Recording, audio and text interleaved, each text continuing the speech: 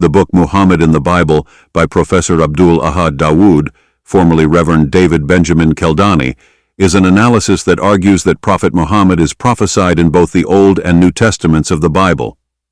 The author, a former Christian priest who converted to Islam, presents theological arguments supported by biblical texts, linguistic analysis, and historical context.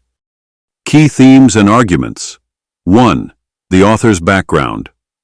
Professor Abdul Ahad Dawud, previously Reverend David Benjamin Keldani, was a Roman Catholic priest of the Uniate-Chaldean sect.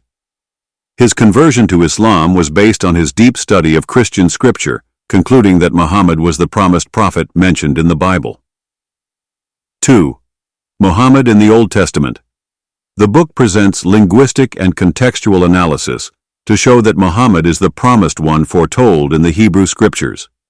The term himda in Haggai 2:7, which is commonly translated as the desire of all nations, is argued to be referring to Ahmed, another name for Muhammad.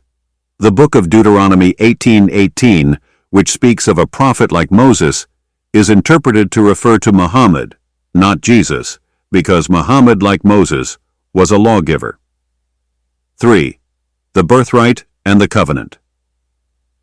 The book argues that Ishmael, not Isaac, was the rightful heir of Abraham's covenant because he was the firstborn. It asserts that the biblical narrative has been altered to favor Isaac, even though God's original promise was to Ishmael and his descendants. 4. Muhammad in the New Testament. The Gospel of John 14 verse 16, John 15 verse 26, and John 16 verses 7 to 14 refers to the coming of the Paraclete, often translated as the Comforter or Advocate. The book argues that the Greek term parakletos was likely a mistranslation of Parakletos, meaning the praised one, Ahmed, a name of Muhammad. Jesus is said to have predicted Muhammad's arrival as the final messenger of God. 5. Comparison between Jesus and Muhammad. The book highlights key differences between Jesus and Muhammad, arguing that Jesus did not bring a new law, whereas Muhammad did, aligning him with Moses as predicted in Deuteronomy 18 verse 18. It also argues that Jesus' message was for the children of Israel, whereas Muhammad's message was universal. 6. Biblical prophecies of Arabia and the coming of Islam. Isaiah 42 is interpreted as predicting Muhammad's arrival, pointing to Kedar, a reference to Ishmael's descendants, which includes the Arabs.